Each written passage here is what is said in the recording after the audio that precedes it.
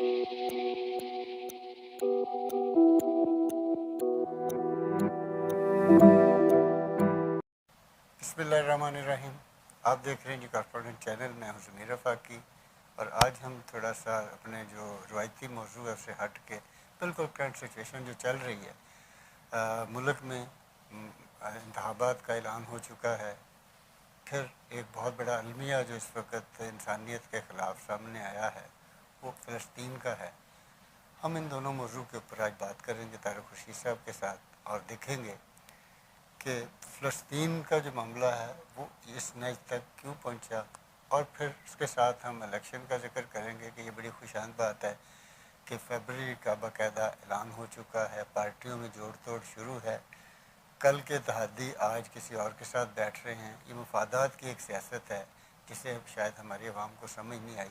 हम ये भी समझना चाहेंगे, तारिक साहब क्योंकि सियासी कारकुन भी हैं, दानिश्वर हैं और इन सारे मामला पर गहरी निगाह रखते हैं। हम उनसे जानते हैं कि जनाब तारिक साहब वेलकम। आज हम थोड़ा सा ताज़ी उस पर सिचुएशन पे आते हैं। पहले तो फ़लस्तीन के इशू के ऊपर थोड़ी सी हम आपकी राय को अपने नाज़रीन के लिए जानना चाहेंगे, फिर हमारी जो ताज़ी तरीन सूरत हाल है सियासी, इसके ऊपर हम डिस्कस करेंगे। दोनों चीज़ों को मैं पैरेलल आपके सामने रखता हूँ। हम एक ऐसे माशरे में या एक ऐसी दुनिया में रह रहे हैं जो माइट इज राइट के को मानती है, लेकिन इस मतलब कह लीजिए कि जंगल के दस्तूर को ऑन करने के लिए और कहने के लिए कि हाँ हम उस पर अमल कर रहे हैं, उसमें इतनी हिम्मत नहीं है कि लोगों को बता सके कि ताकतवर की लाठी और जिसकी है उसी की भैंस है। मैं इस पे आके आपको मैं समझता हूँ डार्विन की जो ओरिजिन ऑफ स्पीसीज है उस पर बात करना चाहूँगा। जो 3 असूल उसने दिए थे कि नेचुरल सिलेक्शन है, कुदरत खुद से मतलब आपको ऐसी सलाहियत वदियत कर देती है या ऐसी कमज़ोरी वदियत कर देती है कि आप उस माशरे में चलने के काबिल होते हैं या नहीं चल पाते। और फिर इंसान क्या हर जी रूह के अंदर ये एक कह लें कुदरत ने खुद से एम्बॉडी कर दी, उसके वजूद का हिस्सा बना दिया उसको कि वो अपनी एग्जिस्टेंस के लिए, अपने वजूद को बरकरार रखने के लिए जद्दोजहद करता है और फाइनली जो उसमें से ज़्यादा अपने एनवायरनमेंट से मुताबिकत रखता है वो सरवाइव कर जाता है, दूसरे पैरिश हो जाते हैं। यही हमने मतलब झटकी कह लें पंजाबी की में कहा, जिसकी लाठी उसकी भैंस, माइट इज राइट, और इस तरह के मतलब आप कहते चले जाएं मुख्तलिफ माशरों में मुख्तलिफ उसके इजहार मिलेंगे, लेकिन बात एक ही। अब पहले फ़लस्तीन पे बात कर लेते हैं, लेकिन एक उससे पहले उस पर जाने से पहले आपको एक बात बता दूं। तारीख गवाह है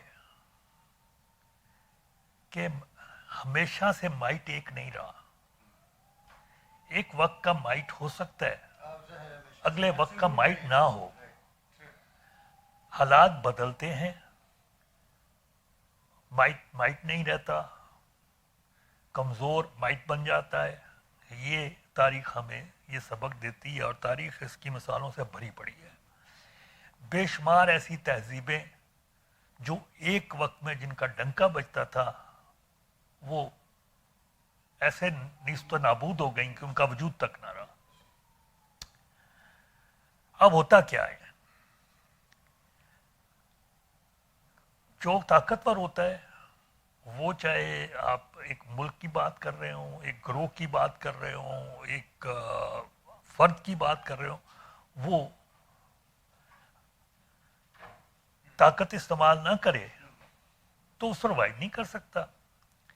हम इसको बहुत खूबसूरत فلسفوں میں کہہ لیجئے کہ لفظوں میں لپیٹ کے پیش تو کرتے ہیں لوگوں کو، لیکن عملاً ہو وہی رہا ہوتا ہے کہ جو طاقتور کے لیے طاقتور اپنی طاقت بڑھا رہا ہوتا ہے تاکہ وہ مزید طاقتور ہو سکے، اور کمزور کو مزید کمزور رکھ سکے تاکہ وہ اس کا تابع دار ہو، اس کی طاقت کو بڑھانے کے لیے عمل میں وہ اپنا رول ادا کرتا رہے۔ فلسطین میں جس وقت آ کے یہودی پہنچے، پوری جرمنی سے نکل کے بھاگے وہاں سے، اور جس وقت اسے یورپ کا کوئی ملک قبول نہیں کر رہا تھا، تو وہ فلسطین آئے اور فلسطینیوں نے انہیں رحم کھاتے ہوئے جگہ دے دی، اور پھر انہوں نے آہستہ آہستہ انہی کی زمینوں کو خریدنا شروع کیا اور انکروچمنٹ کرتے چلے گئے، حتیٰ کہ خلافت عثمانیہ جو تھی اس کو کمزور کرنے کے لیے، کیونکہ خلافت عثمانیہ اس وقت اتحادیوں کے اگینسٹ کھڑی ہو گئی تھی، تو اس کو کمزور کرنے کے لیے یہ مختلف عرب جو تھے قبیلے، ان کو اتحادیوں نے ایک قسم کی ہلا شیری دی، اور انہوں نے آزادیوں کا اعلان کیا، جس کی وجہ سے آپ کو پھر وہ خلافت عثمانیہ ٹکڑوں میں بٹ کے سعودی عرب، جارڈن، شام، عراق اس میں تقسیم ہوتی نظر آتی ہے، اور بے شمار یہ چھوٹے چھوٹے ملک جو ہیں ہو گئے۔ اب وہ جو مائٹ اس وقت تھی خلافت عثمانیہ، وہ جب یہ تقسیم ہوئی تو وہ مائٹ نہیں رہ گیا، چھوٹے چھوٹے ٹکڑوں میں بٹ گئی، اور اس میں سے جو چیز نکلی اس کو اتحادیوں نے وہاں پہ پھر اسرائیل کو سپورٹ کرنا شروع کیا، اور اسرائیل نے جو 67 کی جنگ ہوئی اس میں باوجود اس کے کہ وہ ایک بڑا دشمن تھا، اس کے پاس اسلحہ زیادہ تھا، اس کے پاس ایسے میزائل تھے جن ایک بٹن پش کرنے کی بات تھی، لیکن دوسری طرف وہ ایک آرام دہ زندگی تھی جس کے وہ عادی ہو گئے ہوئے تھے عرب، اور یہ وہ لوگ تھے جو تھے تو اقلیت میں، اور یہ اصول ہے زندگی کا، لیکن ان کی وجود، ان کی ایگزسٹنس تھریٹنڈ تھی۔ جب آپ کے وجود کو خطرہ ہوتا ہے تو آپ دل و جان سے لڑتے ہیں، سو یہ دل و جان سے لڑے، اور انہوں نے مصر جیسی طاقت کو، شام کو، لبنان کو شکست دی، جارڈن کو، اور ان کے کچھ علاقوں پہ قبضہ کر لیا۔ اسرائیل پھیل گیا، انہوں نے پہلے فلسطینیوں کو مارا، پھر عربوں کے دوسرے علاقوں کو اپنے گرفت میں لیا، اور اس طرح اسرائیل جو عرب دنیا کے بالکل درمیان میں ایک بڑی طاقت بن کے ابھرنا شروع ہوا۔ اب ہوا کیا عملاً، کیونکہ میں نے کہا کہ وہ دوسرے مثلا مصر، شام اور جارڈن اور یہ سارے تو ایک خاص قسم کی طرز حکومت یا طرز رہائش اور طرز کے عادی ہو گئے ہوئے تھے، تو انہوں نے اسرائیل کے ساتھ سمجھوتے کر لیے، کیونکہ یہ چاہتے تھے کہ ٹھیک ہے جو علاقہ چلا گیا وہ تو چھوڑیں، باقی کو بچا لیں، اور ہم اسرائیل سے لڑ کے، ورنہ تو ہم سارا کچھ گنوا بیٹھیں گے، تو وہ ایک سائڈ پہ ہو گئے۔ لبنان میں دو میجر قوتیں تھیں، ایک عیسائی اور ایک مسلمان شروع سے، اور یہ دونوں جو قوتیں تھیں یہ ان کی برابر کی تقریباً 19-20 کے فرق کے ساتھ برابر کی طاقت تھی۔ اس طاقت میں کا وجہ تھی کہ ایک اگر عیسائیوں کا صدر ہوتا تھا تو وزیر اعظم مسلمانوں کا ہوتا تھا، مسلمانوں کا صدر ہوتا تھا تو عیسائیوں کا وزیر اعظم ہوتا تھا، لیکن وہاں بھی اتحادیوں نے اور اسرائیل نے وہ سازش کی اور کوشش کی کہ اس کو اپنی ایک کیا لیں کہ حمایتی ریاست میں تبدیل کریں، تو وہاں وہ بیلنس کو خراب کیا، जिसमें से हिजबुल्लाह निकली।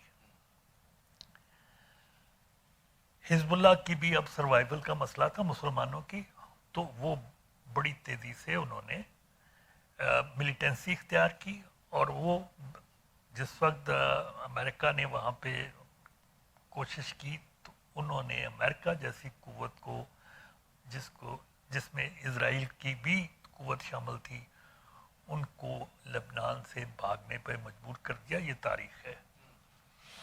हिजबुल्लाह ने उनको ऐसी इबरतनाक शिकस्त दी कि मिसाल बन गई। तब से हिजबुल्लाह वहाँ पे एक हाँ, उसमें हीरोशिप भी आ गई, मतलब एक ऐसी कुव्वत बन के उभर आई जिससे अमेरिका समेत सारी मगरबी कुव्वतें और इजराइल किसी किस्म की एडवेंचर से घबराता है। कोशिश होती है कि उसको अवॉइड किया जा सके, लेकिन फ़लस्तीनियों के साथ एक मुसलसल जबर की सूरत हाल पैदा कर दी गई। चंद यहूदी उठते हैं, वो जाके किसी की भी अरब फ़लस्तीनी जो है उसकी फसल पे कब्जा कर लेते हैं, उसके घर पे कब्जा कर लेते हैं, और उसके घर रेज कर दिए जाते हैं। कोई पूछने वाला नहीं है। अगर वो थोड़ी सी रेजिस्टेंस करते हैं तो उनको मार दिया जाता है या पकड़ लिया जाता है। तो ये इस अमल में उनको भी उनके अपने वजूद को ख़तरे में डाल दिया इन्होंने। अब जब आपका वजूद ख़तरे में पड़ेगा तो फिर आप अपने वजूद के लिए लड़ेंगे। नतीजतन वहाँ भी वो लोग तादाद में बढ़ते चले गए जिनके अंदर ये एहसास पैदा हो गया कि अगर हमने मज़ाहमत ना की तो हम मारे जाएंगे, बिल्कुल ख़त्म हो जाएंगे। उसमें से ये आपकी हमास उठी है। ये जो जॉर्डन का वो हिस्सा है, मगरबी जो फ़लस्तीन कहलाता है या यरूशलेम के करीब का जो इलाका है, उसमें अरफात की अल-फतह ग्रुप जो है उसके होल्ड है, और गज़ा में हमास का होल्ड है। बावजूद इसके कि अरफात ने कोशिश की कि दो रियासतों का नज़रिया तस्लीम कर लिया, और वो तैयार हो गया हुआ था कि अगर फ़लस्तीन की रियासत बना दी जाए तो दो रियासतों के फार्मूले पे समझौता कर लिया जाए, इसराइल को तस्लीम कर लिया जाए। लेकिन जो यासर अरफात के साथ हुआ, उसे जहर दे के मार दिया गया। आपके आलम इस्लाम को भी इकट्ठा करने की कोशिश हुई थी, भुट्टो साहब ने की थी। यहाँ लाहौर में आपके वो समिट के नाम से इस्लामी कॉन्फ्रेंस हुई थी। आप याद कीजिए कि उस समिट में जो बड़े बड़े लीडर शामिल हुए थे, सारे गैर तबई मौत मारे गए, और उनको मारने में CIA का हाथ था। ये है माइट। कोई असूल नहीं, कोई इक़दार नहीं, कोई ह्यूमन राइट्स नहीं, सब बकवास है। हकीकत यही है कि आप ताकत के लिए कुछ भी कर गुजरेंगे। अब फ़लस्तीन के लोगों को कह लें कि एक किस्म की हल्लाशेरी मिल रही थी ईरान की तरफ से। ईरान को भी हम कॉर्नर करते चले जा रहे हैं। हमने तालिबान को करके देखा। आज की मॉडर्न हिस्ट्री में 2 या 3 मसाले ऐसी मौजूद हैं। नंबर 1 वियतनाम, जहां अमेरिका की सुपर पावर को शिकस्त हुई। नंबर 2 अफगानिस्तान, जहां दूसरी सुपर पावर रशिया को शिकस्त हुई। नंबर 3 ईरान, जहां रज़ा शाह पहलवी की इतनी होड़ थी कि मियाँ बीवी में से नहीं पता होता था कि बीवी हुकूमत की एजेंट है या मियाँ एजेंट है। तब भी वहाँ पे इनकलाब आया खमीनी का, और रज़ा शाह पहलवी को वहाँ से भागना पड़ा। तो माइट बदल जाती है। कमज़ोर की जब सर्वाइवल का मसला आता है, तो जब वो जी जान से लड़ता है, तो वो मिरेकल जो है मोज़े वजूद में आते हैं। और ये मोज़े तारीख़ में बेशुमार जगहों पे आपको मिलेंगे। भरी पड़ी है तारीख़, जिसमें आपने वो ग्रुप, वो ग्रोह, वो कौमें, वो अफराद जो یعنی کہ جو آج کا مطلب اس کو ہم یہ بھی کہہ سکتے ہیں کہ آج کا مظلوم ہے وہ کل کا ظالم بن کر بھی ابھرتا ہے. لیکن پہلے تو وہ اس ظلم کو ختم کرنے پہ مطلب کے لیے ابھرتا ہے، تو وہ آ جاتے ہیں اور آ کے اس سارے کو بدل دیتے ہیں. پاکستان میں کیا ہو رہا ہے؟ ڈے ون سے ہم نے جو لڑائی لڑی، بار بار شاید یہ بات ہمارے کئی پروگراموں میں بھی ہم کر چکے ہیں کہ پاکستان کے لیے ہم نے کوئی قربانی نہیں دی. قربانیاں ساری کانگریس کے پلیٹ فارم سے دی گئیں، خلافت موومنٹ میں دی گئیں. پاکستان میں قائد اعظم نے پاکستان کا مقدمہ لڑ کے پاکستان تشریح میں رکھ کے آپ کو دے دیا. ہمیں آزادی کا نہ قیمت ادا کرنی پڑی اور نہ اس کی ہمیں قدر ہوئی. اب جب انگریز سامراج چلا گیا اور وہ اپنے کہہ لیجیے کہ اس کے مفاد میں اس کو تقسیم کر کے پاکستان اور انڈیا بنا کے چلا گیا، تاکہ آپ ان کا اس میں مفاد اس میں تھا کہ آپ دونوں کنٹریز ایک دوسرے کے خلاف مد مقابل بن جائیں، مقابل پہ آ جائیں اور ایک دوسرے سے لڑتے رہیں تاکہ وہ ان کے اثرات جو ہیں وہ یا ان کی مفادات کا تحفظ ہوتا رہے. اور یہ سلسلہ چلتا رہا. اس سے فائدہ اٹھایا کیونکہ جب پاکستان نیا نیا بنا تو سیاسی جماعت تو اتنی مضبوط تھی نہیں، اس نے اسٹرگل ہی نہیں کی ہوئی تھی. دوسری سیاسی عمل جو تھا کانگریس جا چکی تھی اور جو کانگریس کے حمایتی تھے وہ بھی تھوڑے بہت اس میں تھے، تو یہ بہت کمزور ہو چکا ہوا تھا. سیاسی جماعتوں کا وجود کمزور تھا. تو جو سب سے منظم قوت تھی وہ فوج تھی.